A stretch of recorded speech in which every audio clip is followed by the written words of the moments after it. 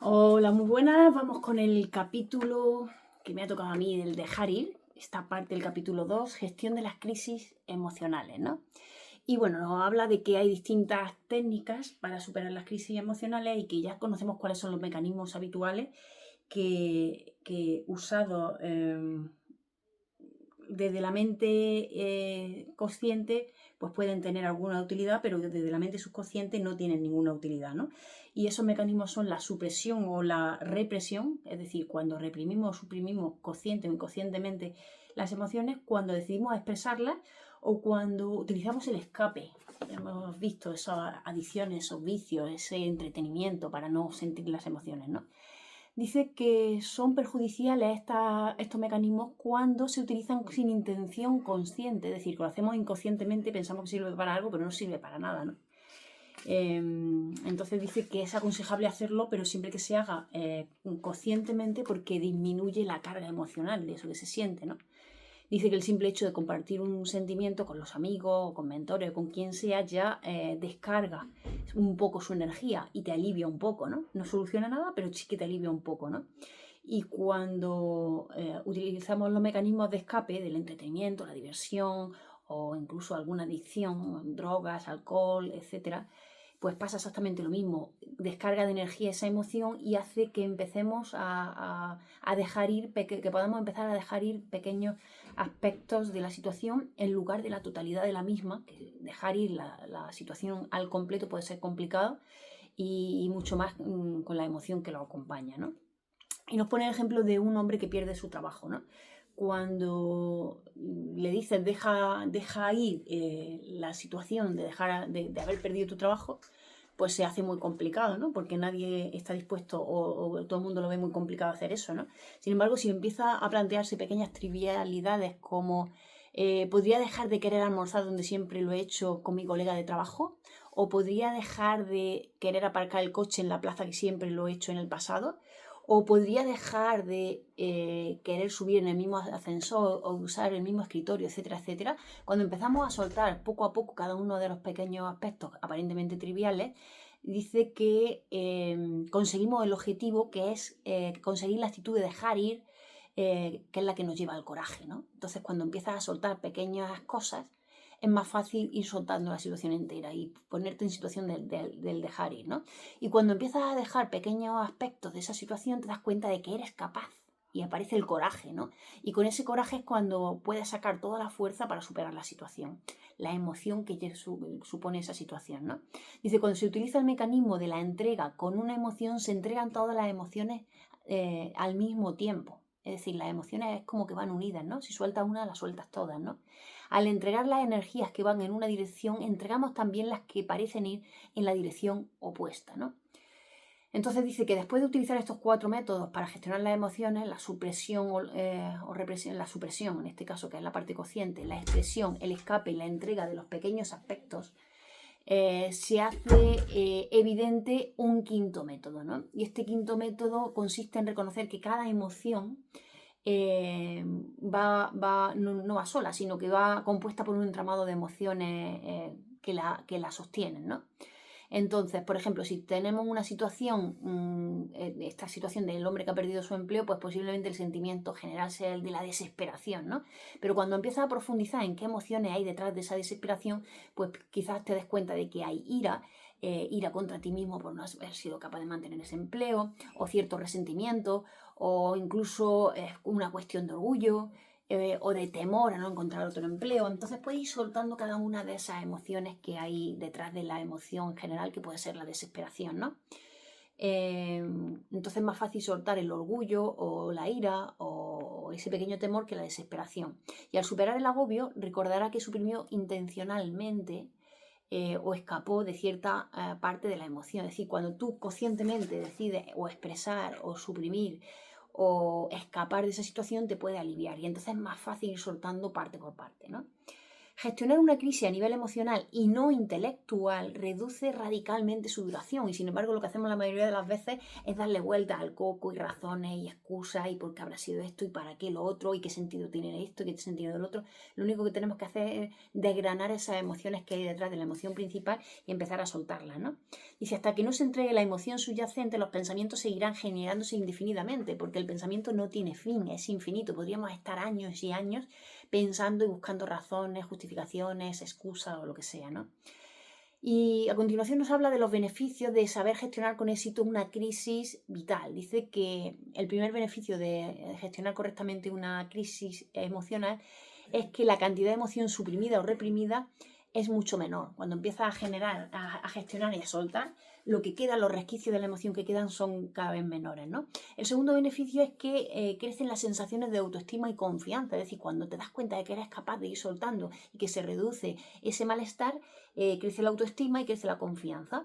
En tercer lugar, otro beneficio es que se reduce el miedo a la vida en general. Cuando te das cuenta que eres capaz de gestionar esas emociones y que no son tan difíciles como tu mente te había hecho creer al principio, pues ya no le tienes tanto miedo a la vida en general, porque al final el miedo a la vida es el miedo a lo que se siente con la vida, ¿no? Con lo que acontece en la vida. El cuarto beneficio es que una crisis vital normalmente va seguida de un periodo de paz y tranquilidad, ¿no? Dice que después de cada noche oscura del alma aparecen estados de conciencia elevados, porque sale mayor sabiduría, un aprendizaje, etcétera, etcétera, ¿no? Es más, habla del caso de la gente que ha experimentado las experiencias próximas a la muerte, ¿no? Y dice que esas personas que han superado o que han traspasado ese miedo a la muerte, después tienen una sensación toda de serenidad, de paz, de unidad, de inmunidad al miedo. E incluso esas personas en muchos casos se convierten en sanadores o en psíquicos, ¿no? Porque de repente, y este otro de los beneficios, es que cuando uno traspasa todas esas emociones, pierde el miedo o disminuye el miedo, aparece una súbita aparición de nuevos talentos y capacidades. Es decir, el miedo es lo que lo bloquea todo. Cuando desbloqueamos el miedo, aparecen pues, los talentos, las capacidades. Es como si se produjera una enorme transformación o renovación en nuestro interior para abandonar lo viejo y dejar que aparezca lo nuevo. Sin embargo, nos aferramos por miedo a no saber qué vendrá después. Nuestra mente nos hace pensar que si dejamos lo que tenemos viejo hasta ahora, todo lo que va a venir va a ser mucho peor, y es justo lo contrario, ¿no? Solo hay que estar abierto y dispuesto a que aparezca, ¿no? Y una vez dicho esto, nos habla de sanar el pasado, ¿no? Dice que en muchos casos en nuestra vida presente podemos ver restos de crisis vitales de nuestro pasado que están todavía sin resolver, quedan resquicios que aparecen en nuestro día a día. Y esos resquicios nos damos cuenta de que siguen permaneciendo en nosotros y que nos han discapacitado en ciertas áreas de la vida. Entonces la pregunta que tenemos que hacernos es, ¿queremos seguir así? ¿Queremos seguir imposibilitando la plenitud y todo lo que nuestra vida tiene preparado para nosotros? Y aquí aparece otra técnica que nos dice el doctor David Hawkins, ¿no? Y es la técnica de... esta técnica solo se puede aplicar cuando el acontecimiento que ha sucedido ya ha pasado, ya no está en el presente, ¿no? Y consiste en situar el suceso en un contexto diferente para verlo desde otra perspectiva y considerarlo dentro de otro paradigma con otra importancia y con otro significado, ¿no? ¿Qué es esto de crear un contexto diferente? Significa darle un significado diferente a eso que aconteció. Es asumir otra actitud con respecto a las dificultades o traumas vividos y valorarlos y valorar el regalo escondido detrás de todo eso. En definitiva, es encontrarle el sentido a eso que sucedió, encontrar la bendición detrás del desafío, ¿no? Esa es la frase que diría Laín, ¿no? Detrás de todo desafío aparece una bendición aún mayor, ¿no? Es lo que él decía. Y nos pone el ejemplo del este famosísimo psiquiatra Viktor Frankl, el autor de El hombre en busca de sentido, y nos explicaba cómo la única libertad que no nos pueden arrebatar a los seres humanos es, dice, todo se puede tomar de un hombre. Dice, menos una cosa, la última de las libertades humanas consiste en elegir la propia actitud ante cualquier conjunto de circunstancias, elegir el propio camino. Es decir, este hombre metido ahí en un campo de concentración, imaginaos por lo que tuvo que pasar físicamente, mentalmente, y se dio cuenta de que la oportunidad de esa situación le dio una vuelta y se dio cuenta que le sirvió para darse cuenta de que nadie podía quitarle la actitud ante la vida. Los acontecimientos son los que son, pero tú decides qué significado y qué interpretación le das a eso que está sucediendo. Y esa es tu libertad, no te la puede quitar nadie. Así que, bueno, en unas circunstancias tan extremas es curioso, ¿no? Cada experiencia en la vida, sin importar lo trágica que sea, contiene una lección oculta. Cuando descubrimos y reconocemos su don escondido, se produce la curación. Y si no lo encontramos, se sigue repitiendo. Quizás en otro escenario con otras personas diferentes, pero se sigue repitiendo la emoción, que en definitiva es lo que nos alerta de que hay algo que tenemos que aprender, ¿no? Los acontecimientos de la vida son oportunidades de crecer, experimentar y expandirse y desarrollarse. Y de esto hablaba Carl Jung cuando decía que en el inconsciente existe un impulso innato hacia la plenitud, la integridad y la realización del ser, y que el inconsciente procura por todos los medios llevarlo a cabo, incluso a través de experiencias traumáticas a través de nuestra mente consciente, ¿no? Hablaba de la sombra, de todos esos pensamientos, sentimientos y conceptos reprimidos en nosotros mismos y que no aceptamos, que no queremos afrontar, y que cuando aparece una crisis es la oportunidad que tenemos para lidiar con nuestra sombra, para darle luz a esa sombra, ¿no? Nos llevan a darnos la oportunidad de familiarizarnos con esa sombra, y cuando hemos reconocido nuestra sombra, pierde su poder, es decir, deja de salir en forma de acontecimientos traumáticos o dolorosos, ¿no? Superar una crisis vital nos hace más humanos y más compasivos. Gestionar una crisis emocional nos lleva a una mayor sabiduría y brinda beneficios de por vida. En realidad, el miedo a la vida es el miedo a las emociones. Dicen, no tememos los hechos que suceden, sino lo que nos hacen sentir. Y cuando dominamos los sentimientos, el miedo a la vida disminuye. Efectivamente, como tenemos miedo a sufrir, al dolor, a la tristeza, al enfado, a la rabia, a la impotencia, todas esas emociones que llamamos negativas, cuando somos capaces de afrontarlas con estas técnicas y nos damos cuenta de que sí que somos capaces, empieza a crecer nuestra autoestima, aparece el coraje y ya empezamos a temerle menos a situaciones similares, ¿no? Como el temor es la base de todas las inhibiciones, el dominio del temor implica desbloquear todas las vías de experiencia vital que antes habíamos evitado. Es decir, cuando desbloqueamos el temor, ya no lo superamos, lo traspasamos, empiezan a aparecer, como hemos dicho antes, todos esos dones, esas habilidades. Ya no tenemos miedo a lo que pueda suceder en la vida. Lo que sucede es que tenemos mayor autoconciencia y hay un cambio total de actitud, una oportunidad para soltar y para reevaluar la culpa, ¿no? Y darnos cuenta de que no tenemos que sentirnos culpables.